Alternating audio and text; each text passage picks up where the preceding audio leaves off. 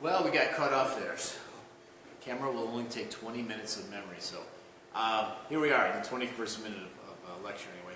So the war ends 11 o'clock on the 11th day of the 11th month of 1918. Then what? We have at least 10 million dead. Your book says between 9 and 14 million.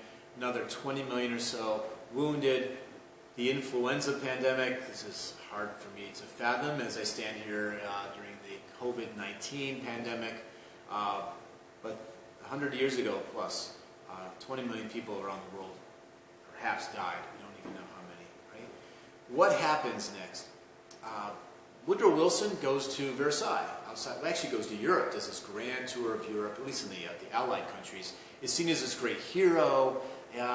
He's going to be overconfident as he goes into treaty negotiations with the other big three. Vittorio Orlando, David Lloyd George, George Clemenceau here with Italy, Britain, and France, and Woodrow Wilson here, who the United States represented. Were the Germans not invited? Austro-Hungarians? No. The Ottomans? No. This will be a peace of victors, unlike what Wilson had promised, right? This will be a vindictive peace in which the Allied side will punish Germany especially. Okay? Wilson saw the danger in this. Okay? Wilson wanted a war to end all wars. But he goes there to this old schoolmaster and tries to dictate the peace to the British, and especially the French, who had been devastated, right? Not only materially, but with respect to human life in this war. And they wanted payback. Wilson was not a very compromising man, but he must make compromises. Because the one thing he really wants is a League of Nations, a collection of all nations, ideally of the world, who would join together and work out their differences. An organization that would be based upon an idea called collective security, meaning if we're all members and any member of our group is attacked, we will all defend the victim. We will all assault the attacker. In theory, this would end war, right? If you knew that the whole world would be against you if you started a war, you wouldn't start the war. Well, in theory, yes, for this political scientist Wilson, that made sense. But in reality, that's not how the world works. Nations will start wars claiming they're defending themselves. We'll see preemptive wars, right, in the early 21st century. Starting a war so war doesn't happen, okay? So there'll be all types of rationale for war. Okay? This is not going to work, especially because the United States will not join the League of Nations. Okay? So the big three want to punish Germany especially. Make sure Germany's never strong again. Make Germany essentially fill out an IOU. IOU, France and Britain, just sign it. We don't have the amount yet. It's going to be unfathomable, $33 billion, but that's in 1919 terms. Today it'd be trillions and trillions of dollars designed to permanently weaken Germany. Wilson, who had already compromised more than he wanted to, has to bring this imperfect document home and lay it before the U.S. Senate. By this time, the U.S. Senate is controlled by the Republicans. Wilson is a Democrat. The leader of the Republicans is Henry Cabot Lodge, an academic who hates this other academic, Wilson. These men hated one another. And Wilson has reservations. In fact, 14 reservations, 14 things he wants to change about the Treaty of Versailles. Basically, he doesn't want the United States to get pulled into a war without being able to debate and vote on it. Wilson had already compromised too much. It's not going to go with any reservations, any changes to this treaty. It gets voted on a couple of times. He tells his members of his own party to vote against it if there's any changes made to it. He decides to go to the people. And in an era before Twitter, you had to do that in person. We don't even really have radio yet, folks. It's experimental at this point. We're close to radio, but we don't have it. Certainly there's no TV or computers.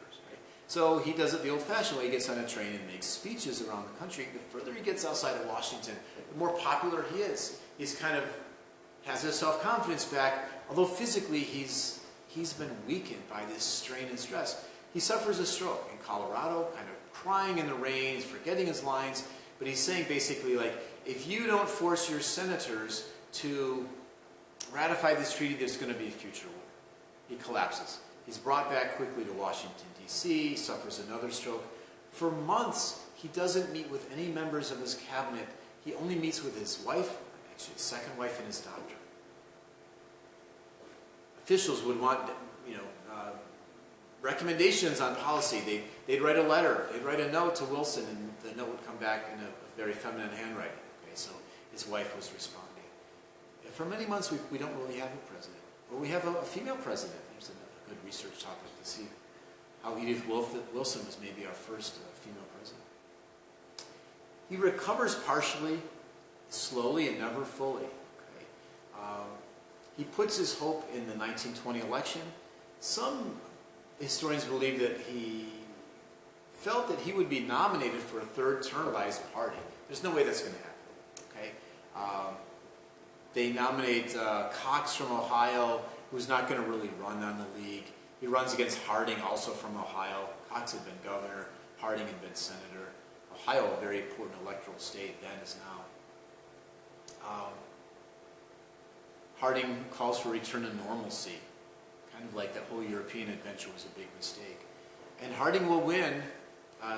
We need to thank or perhaps blame female voters who now are voting nationally for bringing in Harding, which is not a very successful presidency.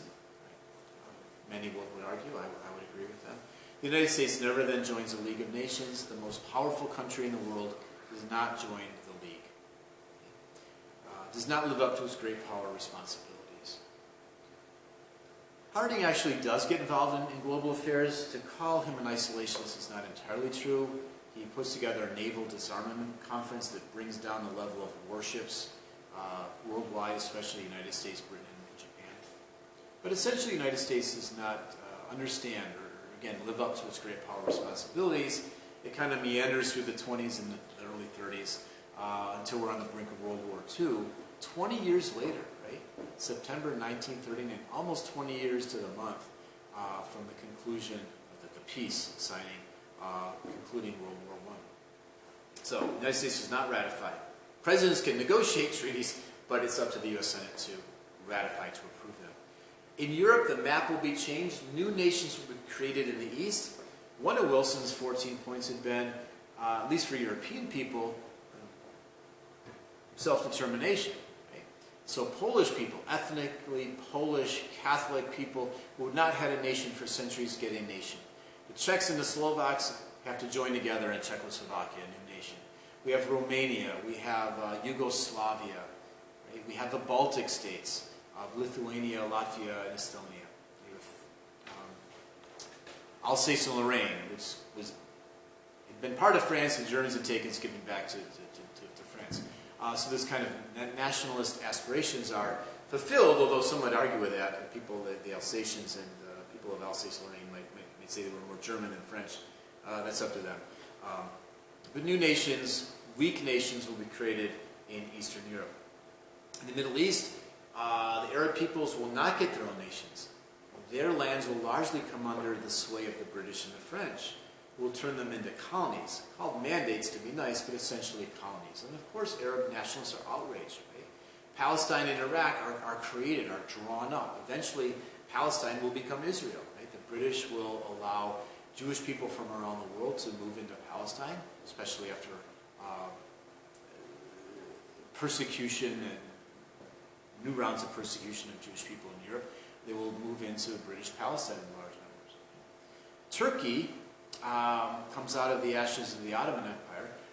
The Ottoman Empire is gone. The Sultan is gone. The Young Turks are gone. Turkey will come under the leadership of a modernizing, westernizing president who, well, here he is, Mustafa Kemal. He's dressed as especially except for the headgear, Western attire, a Western alphabet, a modernized and secular state. So Europe, check the textbook or Google a map of Europe in 1920 to get a better image here if this is not really clear. But this section goes back to France from Germany. This purple section of Germany is supposed to be demilitarized, not allowed to have any weaponry there. By the way, the German army is limited to 100,000 men. These new nations, Estonia, Latvia, Lithuania, Poland, created Czechoslovakia, Hungary, Romania, Union of the South Slavs, Yugoslavia. They're all created, but they're all weak. Okay? They're going to be prey to a resurgent Germany under the fascists by the late 1930s. The Middle East, the Ottoman Empire in orange, loses these sections. Look how straight, that's like Sykes-Picot kind of later ruled on. These are British and French diplomats, and draw straight lines. I mean, there's no natural rivers or topographical barriers that make sense here. These are just for the convenience of the French who take Syria and the British who take Iraq. And who do they put together in Iraq? Well, they put together people who perhaps didn't want to live together. Okay? Sunnis and Shias and Kurds, okay? That are learning to live together now, thankfully, right? But we kind of lumped together at the British convenience. Transjordan, Lebanon eventually under French rule, Palestine under the British. Okay? Kings put in power in these other lands who are friendly to Britain. So the war is over. Europe is weakened. The British no longer a great power, well, the greatest power. The Germans and the British no longer the two top powers in the world. Okay, that's now the United States. The greatest military and economic power is now the United States. We see nationalisms arise in colonies throughout Africa and Asia. Ho Chi Minh, Vietnamese, okay, calling for freedom from French rule, French Indochina, Vietnam. The United States becomes not only the major military and economic power in the world, becomes the greatest creditor, loaning power in the world. Okay, and it does demand that all the loans be repaid. Right? The British and the French in the 1920s are basically saying, we lost millions of men, you lost millions of dollars, can we kind of call it even? And the United States says, no, you got to pay back those loans. Okay? Which will be one of the causes for the Great Depression. Russia certainly experiences traumatic change, radical change.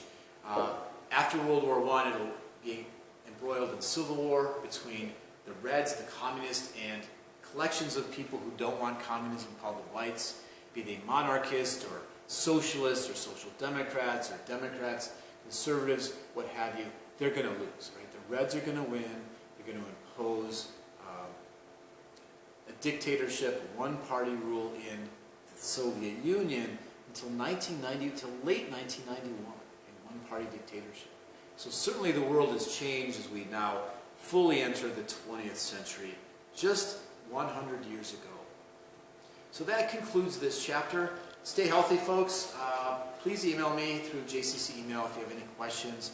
Feel free to leave comments in the YouTube section as well, especially if the discussion board's not working. That's maybe a backup system, so you can be granted attendance for sitting through these lectures. But please take care. Take the news, the science, the math seriously, and stay well.